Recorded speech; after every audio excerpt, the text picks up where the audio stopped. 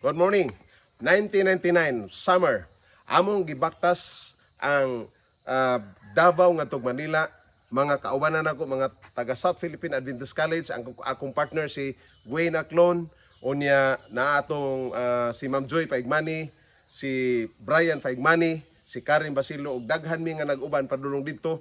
Unya lami kayong paminaw in 52 days among gibaktas ang Davao ngadtong Manila. Pagkalami kayong paminaw nga sa matag adlaw makabaktas, maka-exercise mi og 20 to 40 kilometers a day. So gwapo kayong paminaw maigsoon. So gwapo ikaw magahimo sa pagbaktas kay matag adlaw exercise pagka adunay maayong mahatag sa imong kaugalingong panglawas.